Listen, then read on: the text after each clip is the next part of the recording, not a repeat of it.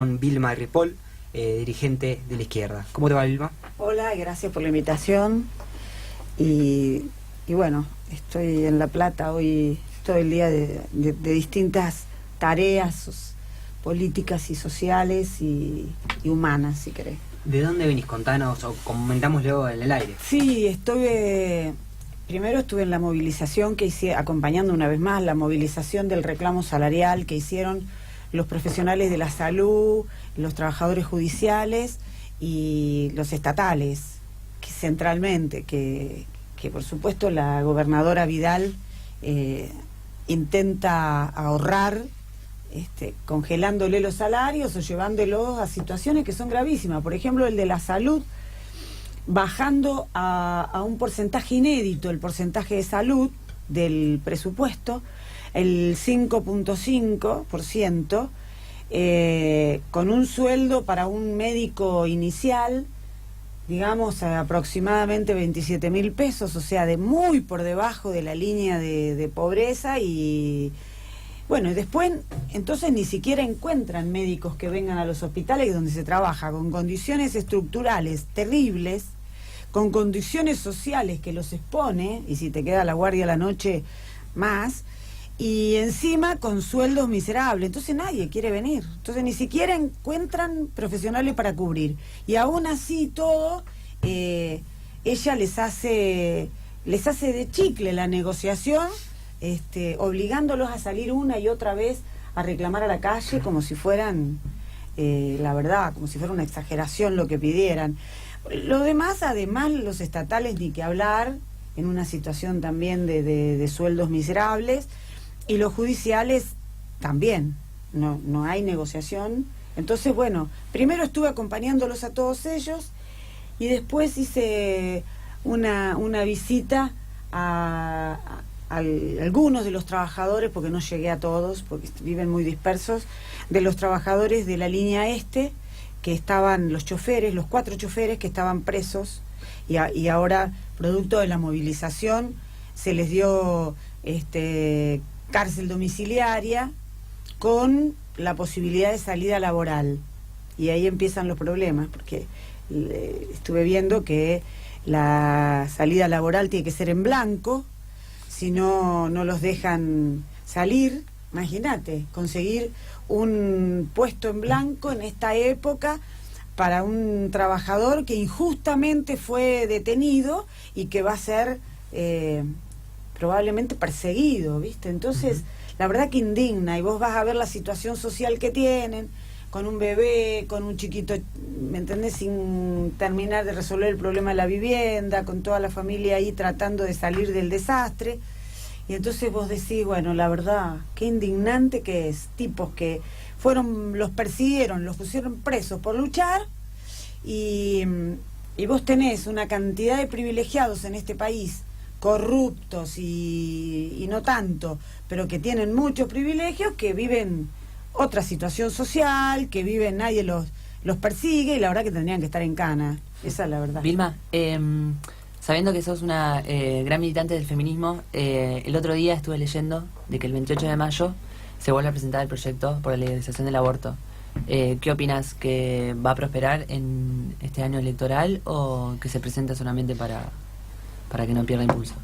No, yo creo que está bien que lo vuelvan a presentar. Nosotros, la verdad que tenemos una organización de mujeres y de la diversidad que se llama Juntos hacia la Izquierda, y nuestra propuesta había sido hacer una consulta en toda la población, una consulta vinculante, como hicieron en Irlanda, que terminó saliendo favorable, porque la concentración de elefantes, te podría decir, que tiene el Senado, y es el mismo Senado que votó en contra dinosaurios. Sí, dinosaurios. Vamos a decirle mejores pobres los elefantes.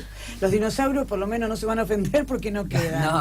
Estos sí están concentrados en el Senado. Entonces no reflejan la realidad del conjunto de la población. Eso es lo que nosotros vemos de lo que pasa en la calle, de lo que pasa en todos lados, en relación a ese reclamo que hacemos las mujeres, que es el derecho a decidir, entre otras cosas. O sea, es el derecho al aborto, pero es el derecho a decidir, que la mujer que considere que no puede llevar adelante un embarazo, pueda decidir no llevarlo adelante y no morirse en el intento, que el Estado... Y decimos además que la mujer que decida tenerlo, también el Estado le garantice todo, pero este Estado es tan hipócrita, y todos sus representantes que tienen en las cámaras, que a la mujer que decide suspender el embarazo, la expone en la clandestinidad a la muerte. Y a la mujer que decide llevar adelante el embarazo y tener un hijo, no tiene ni dónde qué darle de comer, ni dónde vivir, ni dónde ir a estudiar, ni dónde ir a atenderlo. Sí, con la situación que tiene la salud, la educación pública y la falta de planes de vivienda populares que puedan darle digamos, dignidad y dónde vivir a las mujeres que generalmente solas, madres solteras, decidan llevar adelante un embarazo. Claro, también pensando en que es complementario, digamos, si bien la interrupción voluntaria del embarazo es un paso más adelante, digamos, algo previo sería la educación sexual integral, también en todas las escuelas, recién nombrabas la educación pública. Por supuesto. La ley de educación sexual integral ya tiene, qué sé yo, 13 años. Sí. Y no se lleva adelante por una presión concreta de la Iglesia Católica sobre el poder político, que no solo presionan sobre este tema, pero en este tema es crucial. Ellos no quieren llevarlo adelante y entonces obstaculizan todas las posibilidades de concretarlo en toda la educación, incluida la educación pública, sobre la que inciden directamente. Mientras el Estado les paga en la educación privada y para sostener también el funcionamiento global de la cúpula de la Iglesia, miles de millones, 36.000 millones este año, y se los pagan regularmente, y se los paga la gobernadora Vidal, y no le da después a la escuela pública lo que le tiene que dar, ni le da la dignidad del salario a los docentes que bancan en las escuelas el desastre social de los barrios, ¿entendés? Miran para otro lado, son turistas, ¿entendés? Entonces creo que para eso y para muchas cosas más se necesita la educación sexual integral, porque mucha menos femicidio y mucha menos violencia de género habría si desde chiquitos a los pibes y a las pibas se les enseña que somos iguales en relación a los derechos, en relación a las oportunidades, en relación a las elecciones de con qué jugar, con qué color vestirse, de qué manera portarse. Basta de que las mujeres tenemos que ser dulces, tenemos que ser suaves y que tenemos que bancar, que nos enseñan desde chiquitos, y que los varones pueden hacer cualquier cosa y está todo bien. Basta. Creo que si eso se enseñara desde chiquitos, entonces habría toda una concepción, y eso para las mujeres y para la diversidad también. Si desde chicos todos tendrían educación sexual, por eso integral, creo que la situación hacia adelante sería otra, porque no considerarían que la mujer es un objeto de su pertenencia y que entonces, como uno hace con todos los objetos, si quiere lo tira, si quiere lo guarda. Bueno, en este caso igual, las relaciones desiguales de poder de esta sociedad capitalista hacen que los varones consideren que las mujeres son de su pertenencia, y que al ser de su pertenencia le pueden pegar, las pueden violar, las pueden abusar y todo lo demás. Entonces, creo que muchos problemas, muchos flagelos que sufrimos las mujeres en la actualidad, las mujeres y la diversidad, insisto, serían otra cosa, o serían mucho menos o más excepcional si hubiera educación sexual integral en las escuelas. Bueno, no quieren. Cuando dábamos la pelea por el aborto, los sectores de azules, celestes, serían los sectores que estaban en contra de ese derecho que exigíamos las mujeres, nos decían no. Vamos, hay que ir más atrás, hay que ir por la educación sexual. Bueno, después fuimos por la educación sexual y nos dicen que no. O sea, no nos quieren que siga adelante la situación que este sistema le impone a las mujeres, a la diversidad, que nos pone en una situación muy complicada y que arranca por el trabajo doméstico no remunerado que nos toca a las mujeres hacer, que además de trabajar en una tarea en donde nos explotan, o sea, nos oprimen y nos explotan, y está todo bien, porque el sistema necesita que eso sea así, Bueno, nosotras queremos pelear contra todo eso, y la educación sexual integral es una pelea importante, el derecho al aborto es otra pelea importante, y en el medio están que se aplique la ley de violencia de género, que también tiene muchos años de votada, pero no tiene presupuesto. Y si no hay presupuesto es papel mojado. Y entonces las leyes, como el de la violencia, que no tienen presupuesto y no son aplicadas, todos los que no les dan presupuesto y todos los que no se ocupan del tema son cómplices de la muerte de las mujeres. Vilma, haciendo referencia al tema de la diversidad, ¿notás que la actual gestión de Mauricio Macri y todos sus derivados forman una persecución a la diversidad sexual, a las diversidades sexuales? Yo creo que es... O una falta de políticas públicas. Claro, hacia yo la creo que lo diversidad sexual. principal es la falta de políticas públicas, porque hay falta de políticas públicas que resuelvan los problemas esenciales del conjunto de la población. Imagínate, para la cabeza del macrismo, lo que significa el cupo laboral trans, lo que significa... Mira, yo el otro día fuimos con las compañeras trans, nosotros tenemos en nuestra organización compañeras trans, lesbianas, gays, convivimos con ellos y peleamos juntos porque los derechos son para todos. En este caso, en Derqui, en la provincia, una de las compañeras tuvo un cuadro agudo, fue a la salita a hacerse atender y la médica, sin tocarla, no la tocó, le dijo que se vaya, que tome una buscapina y que ya estaba. Bueno, a partir de ahí empezó una locura porque ella tenía un cuadro, un abdomen agudo que requirió cirugía. Hasta llegar a la cirugía, porque después fue al hospital y el hospital no tenía cama y así, no se murió, porque bueno, de casualidad.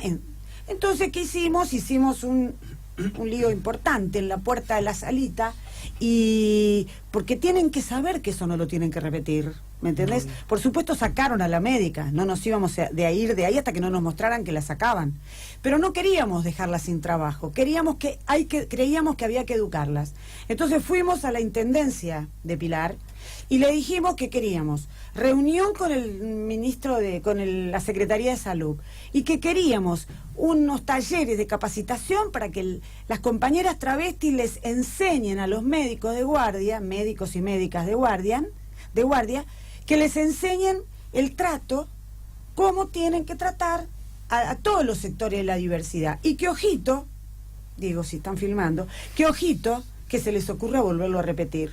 Bueno, creo que eso además hizo que les dieran 7 cupos laborales, y uno de ellas ya empezó uno de los cupos, digo, ¿no? Sí. Una de ellas ya empezó trabajando en el SAME. Qué bien. Entonces, bueno. Sí, aparte sabiendo que es los sectores más vulnerables que existe dentro del colectivo y a nivel social. O sea, por supuesto, mueren a los promedio años. de 35, 36 años.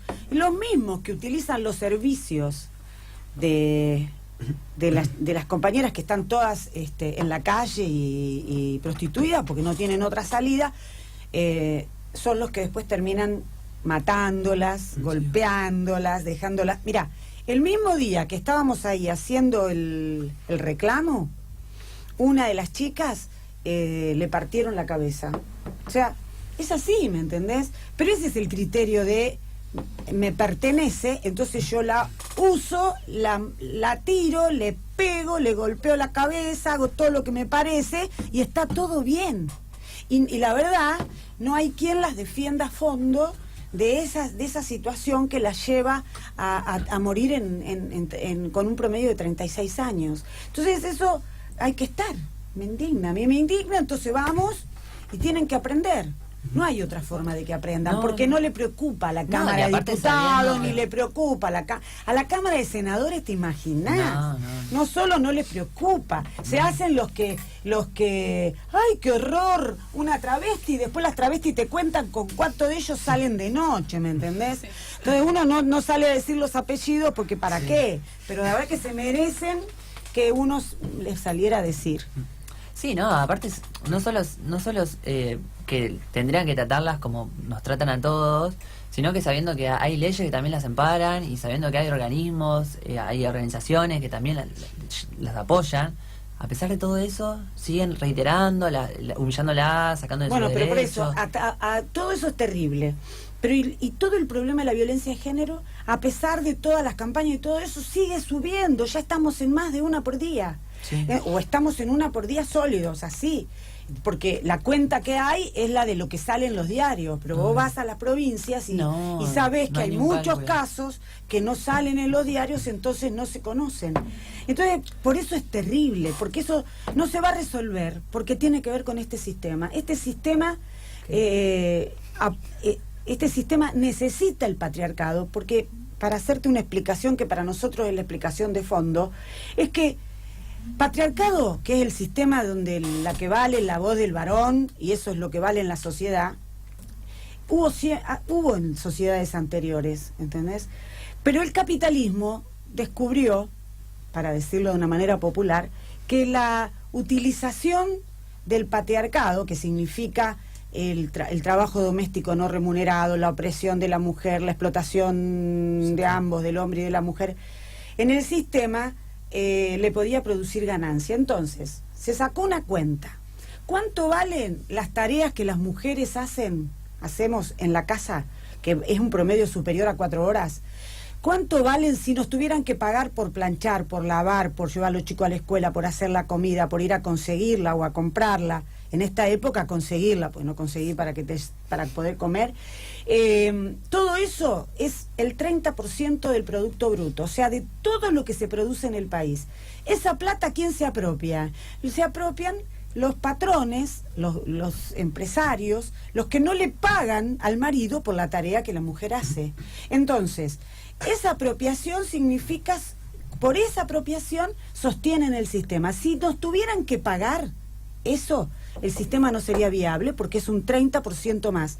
Entonces, todo el sistema funciona alrededor de sostener la persecución a la diversidad, sostener el trabajo no remunerado de la mujer y sostener todo el problema cultural que significan el sometimiento de la mujer al varón. Por eso sigue habiendo, hemos mejorado, porque alguno va a decir, no, en mi casa mi marido no es así, me ayuda. No, pero esos son sectores excepcionales. Vos vas a los barrios y la situación en los barrios sigue siendo la misma de siempre y es necesario que avancemos, porque si no, no vamos a resolver el problema.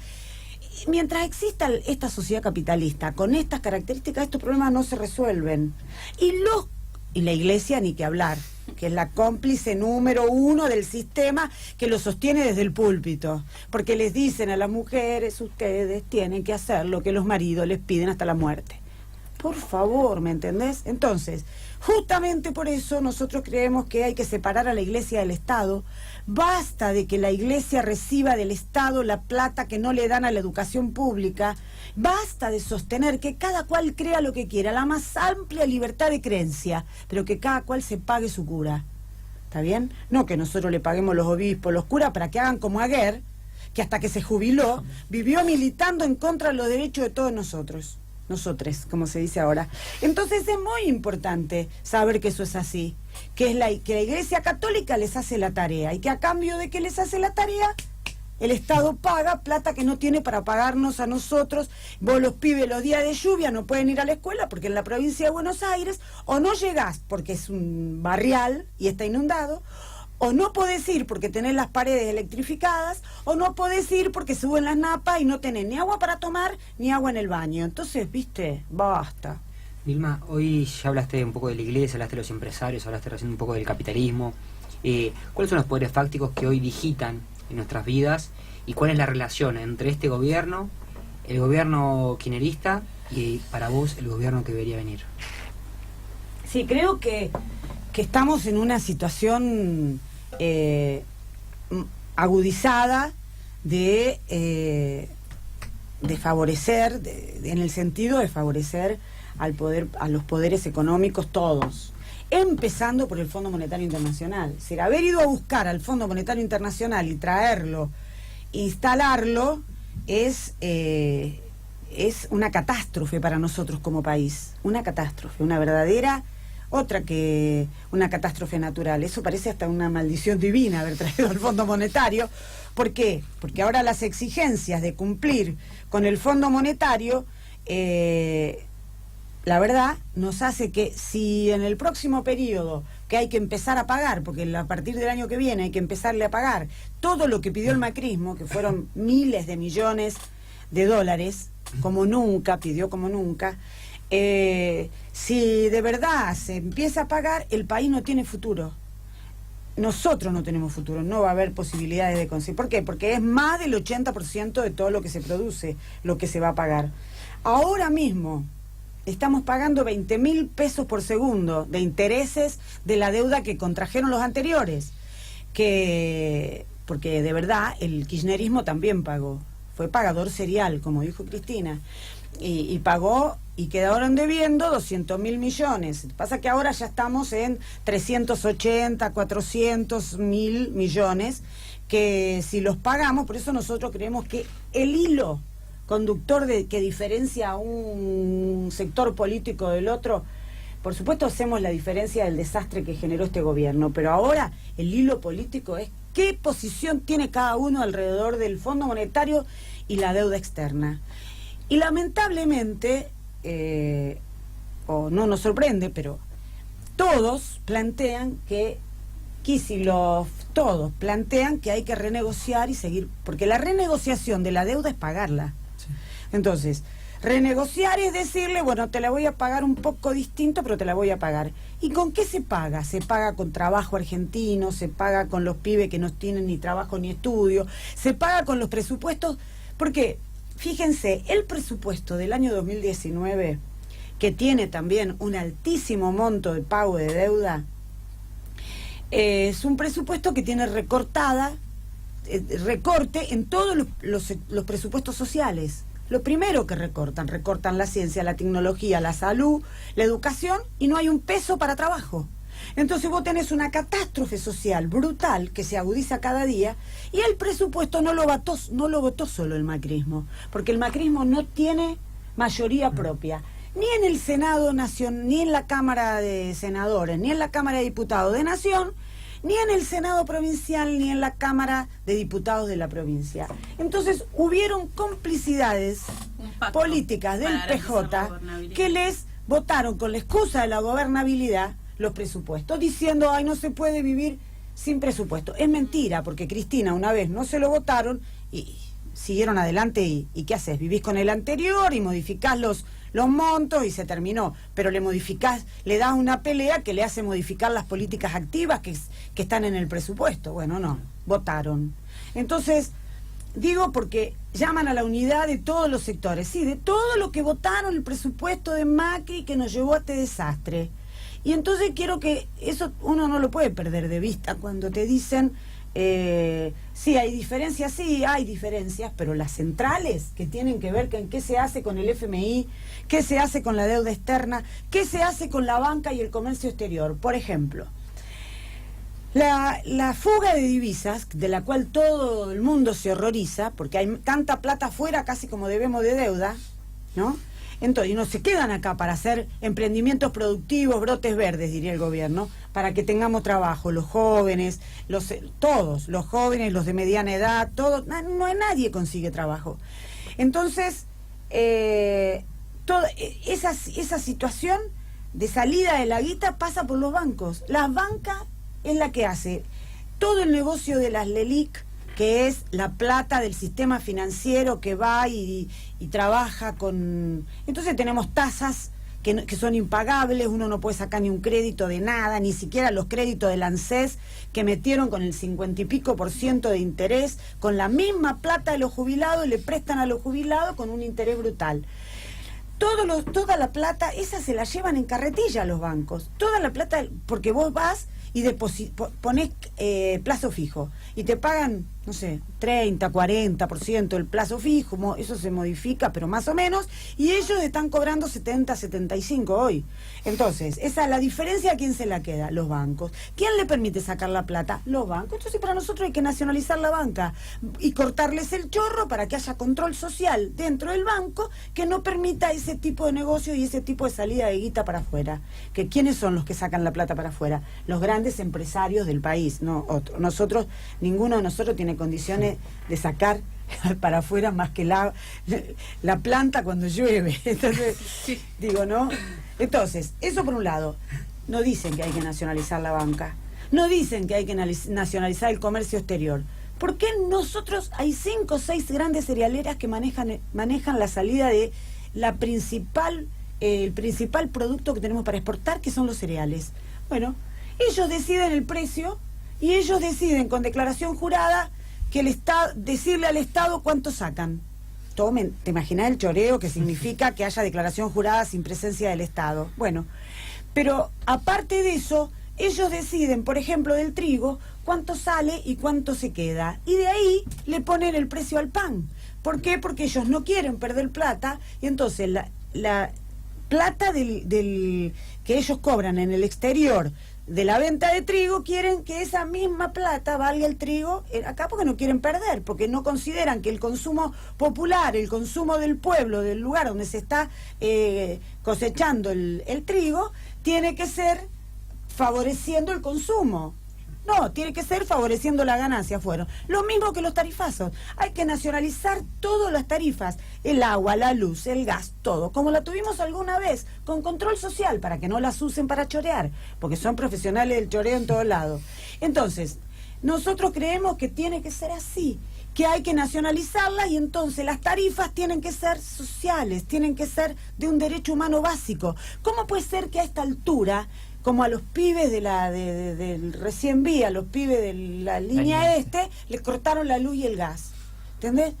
Tiene una bebé, el otro tiene un nenito. ¿Cómo puede ser? Es un derecho humano básico. Sin embargo, acá se considera una ganancia para 4 vivos amigos del gobierno, que son las empresas de los servicios públicos, que además les reconocen que hubo una diferencia con el dólar, y entonces se la actualizan, y a nosotros en los salarios y a los jubilados que les hacen un desastre, con 10.000 y pico que ganan, no sirve para nada, con el aumento de los medicamentos, que le sacan la propia plata del fondo que tienen en las cajas del ANSES. Basta, viejo. Para nosotros también hay que terminar con todo eso, y hay que nacionalizar todo. Y el Estado, con control social, porque tiene que haber control, tiene que tener todos esos recursos en sus manos para que sea de verdad un servicio, no una ganancia para 4 vivos. Bien. Sí, un poco también preguntarte acerca, bueno, ¿no? Recién hablábamos de la unidad que tienen los sectores más, bueno, afines al gobierno, bueno, el kirchnerismo y demás, ¿no? Ojo como lo que pactos. decía el peronismo, por favor. Bueno, el peronismo también, sí, se tienen que hacer cargo. A propósito, Cristina sacó un libro, ¿viste? Como que está pensando un par de propuestas autorreferenciales también. Este es un programa diverso. Correcto. Bueno, no, Tienen derecho, tienen Claro, derecho. sí, Faltaba obvio, yo, ahí. y me trajeron, así Ahí que... está.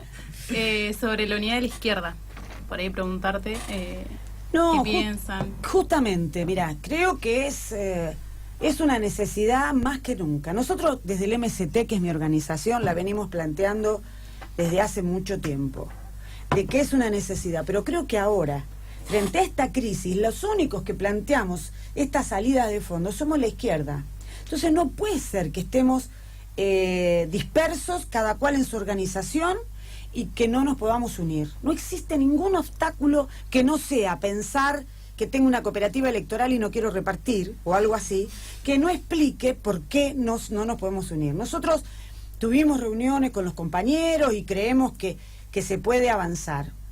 Y creemos que se puede avanzar si en el proyecto de unidad todo el mundo tiene su representante. O sea, cada uno tiene que ver que tiene ubicado en un lugar importante sus referentes, o su referente, o la posibilidad de la referencia, ¿entendés? No puede ser que cuando falten 2 días vení y trabajá para nosotros. Eso no es unidad, eso es otra cosa. No. Entonces, lo que está pasando ahora en las elecciones, en todas las elecciones que se han venido dando, es que en realidad hay un límite para los votos de la izquierda, porque esto de la polarización Macri-Cristina y Cristina que va y se suma, baja su lista y se suma a lo peor de, como pasó en Santa Fe, a lo peor del PJ, lleva a que se compliquen las posibilidades de pasar las PASO en muchos lugares, como pasó en Santa Fe. Es decir, si hubiésemos ido juntos, hubiésemos pasado las PASO, hubiésemos podido ir a dar pelea con una propuesta de izquierda. Bueno, no quisieron, y eso que poco tiempo antes habíamos hecho una unidad para las elecciones estudiantiles, y eso que pudimos avanzar con muchas fuerzas de izquierda haciendo el plenario sindical combativo, con el cual nos oponemos a todas las políticas de la CGT y de todos los sectores burocráticos que no llaman a lo que hay que llamar, porque a lo único que llaman es a votar bien, y nos dicen que esperemos hasta octubre, digo, o agosto o no sé cuándo, pero hasta octubre, y después asumir en diciembre. Calculen lo que falta de este desastre con esa política de esperen y voten bien. Nosotros nos parece que Macri se tiene que ir ahora, y que Macri se tiene que ir y que hay que llamar a elecciones, pero no para poner candidatos, para hacer una asamblea constituyente y discutir todo, porque con el país como está, con todo esto en manos, los servicios en manos de todos estos grupos, los cereales, ni que hablar de la minería, ni que hablar del petróleo, todo en manos de grandes grupos multinacionales que de la mano de algunos sectores nacionales se las llevan en carretilla, y los bancos y todo, y pagando una deuda que no vamos a poder pagar, nadie va a poder gobernar. Necesitamos modificar todo eso. Por eso creemos que hay que adelantar las elecciones a una asamblea y hacer una asamblea constituyente para rediscutir todo, para hacia adelante ver cómo poder salir de este desastre. Entonces, parte de eso es la necesidad de la unidad. Nosotros se lo estamos planteando al FIT fundamentalmente, porque ellos tienen una mayor responsabilidad, y estamos esperando la respuesta. Mientras tanto, nos vamos a presentar con Celeste Fierro, nuestra compañera joven, que postulamos para candidata a presidenta. Ella es dirigente de Juntas Hacia la Izquierda, nuestra organización de género, es docente, y la ponemos a disposición de la unidad. Si no se da, vamos a postularnos y vamos a participar como MST, pero estamos queriendo que se concrete la posibilidad de la unidad. Vilma, ¿crees que puede haber una posible reelección de Cristina Kirchner o descartar esa posibilidad? No, creo que todo puede pasar. Primero que hay que ver si Macri llega a las elecciones y no revienta todo antes. Yo creo que esa preocupación, la tiene el Fondo Monetario, la tiene Trump, porque les dieron la posibilidad de utilizar el Banco Central para modificar, para frenar el valor del dólar en un acuerdo que hicieron entre los tres sectores, porque veían, creo que el Fondo y Trump veían que esto se hunde rápido. Entonces, utilizan la plata del Banco Central usaron toda la plata de la deuda para bancar el capital financiero, que vino a hacerse la América, ¿entendés? Y que cada vez que se van, compran dólares para irse, levantan el valor del dólar, y eso se traslada a precios. Entonces, es terrible, tiene consecuencias sociales terribles la política esta de jerarquizar al capital financiero y trabajar para ellos. Y ahora, todas nuestras reservas las van a usar para eso, para frenar el dólar y para que especulen. Bueno, no va, eso no, nos parece que no va, y que todo el mundo... Entonces, lo que primero no sabemos es si va a llegar a las elecciones Macri. Creo que somos todos los que sospechamos lo mismo. El Fondo, Lagarde, todos sospechamos lo mismo. Trump, todos sospechamos lo mismo. La opinión pública, sin ir más lejos. Claro, exacto. Entonces, eso por un lado. Por otro lado, Cristina tiene que decir que se va a presentar, porque lo que va a presentar por ahora es el libro el jueves en la Feria del Libro.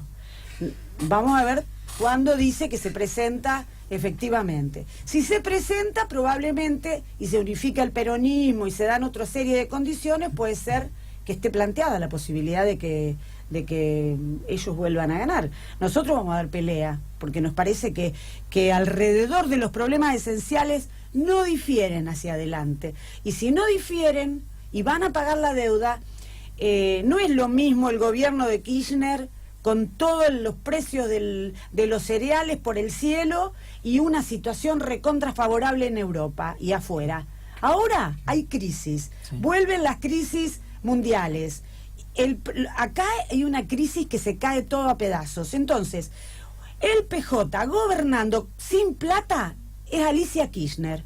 Alicia Kirchner en Santa Cruz es un desastre lo que hizo, con los docentes, con los jubilados, con los trabajadores, con todo, y encima persigue y reprime. Entonces, ojo, porque una cosa es con billetera y la otra es sin. Vilma, para ir cerrando, siempre tratamos de hacer el ejercicio de consultar al entrevistado o la entrevistada cómo se iniciaron en la política, en la militancia, y me gustaría, si querés compartirlo también, cómo se cruza esto con tu trabajo de enfermera. Claro, bueno, cómo no. Sí, yo empecé justamente, fui a estudiar enfermería a Rosario. Yo soy santafesina, soy de una ciudad que se llama Firmat.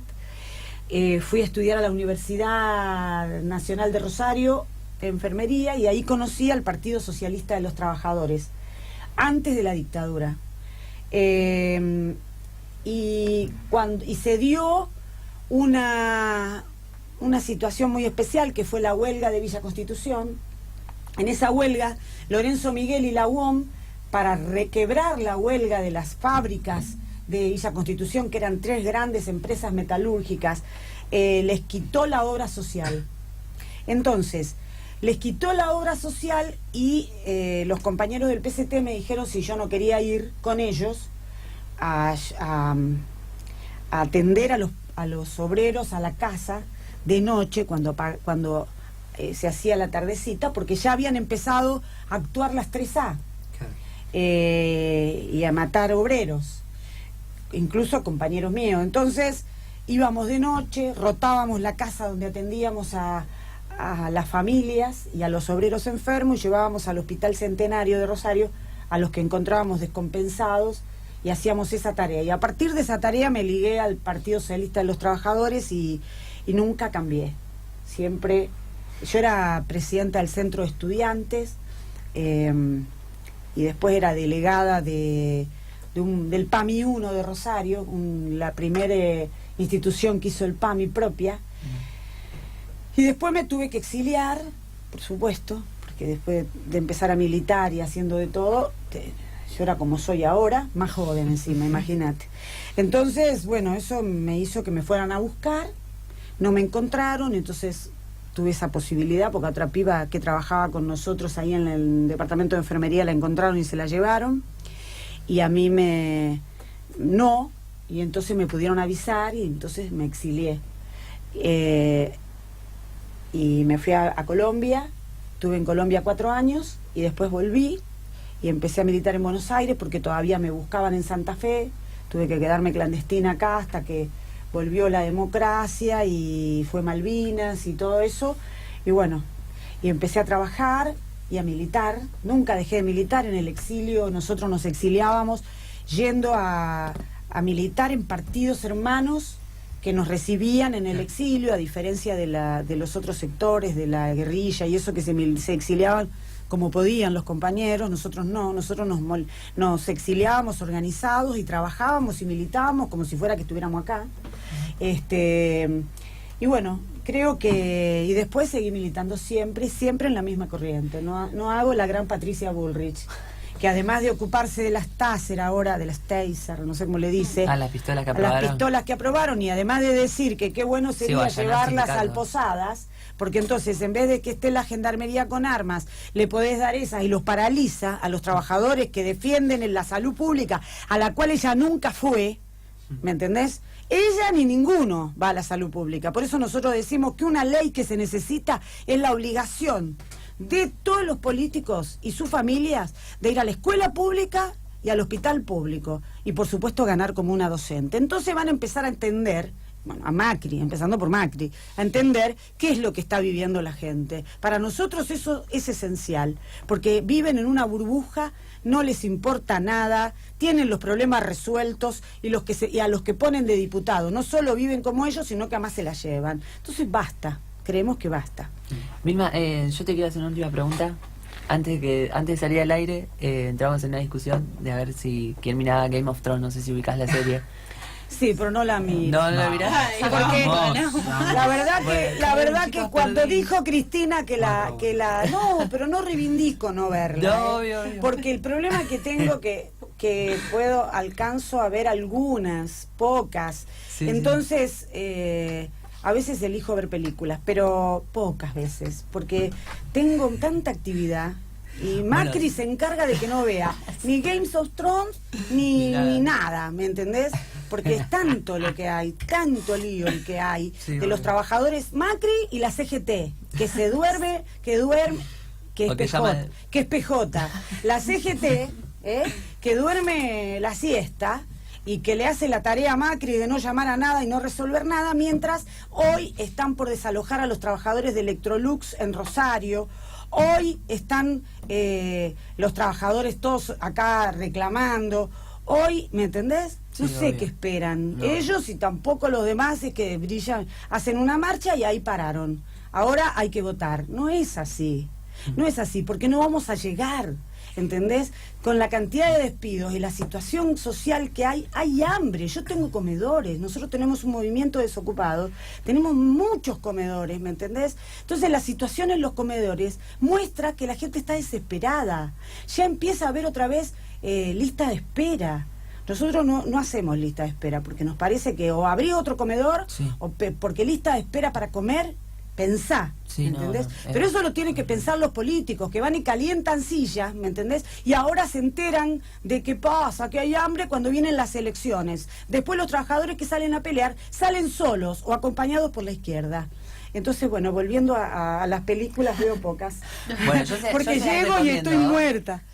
No, yo se las recomiendo, posta que... Acá perdiste por goleada. Bueno, está bien. No, me dijeron que muestra el poder. Sí, hay unas luchas... Descarnadamente. Pero Vilma, hay dragones. Una serie con dragones. Bueno, pero siempre podés ver un trasfondo. Vos estudiás educación, tendrías que implementarlo en todos lados. Hay dragones. Eso sí, me sacó un poco de la cancha que haya dragones. Bueno, pero, por ejemplo, hay muchas prácticas descarnadas que las implementa nuestro gobierno. Si vieran la serie, habría un montón de cosas eso que me decían algunos compañeros que pasa eso. Yo reivindico el que la puede ver y que vean todas las que puedan. En mi nombre, si querés. Listo, Decir, hoy voy a ver un capítulo en nombre de Vilma Ripoll. Listo. Vilma, muchísimas gracias. Ya que los micrófonos están abiertos para cualquier oportunidad. No, muchísimas gracias a ustedes, que me gracias bancaron, me esperaron. No, al contrario. Dale.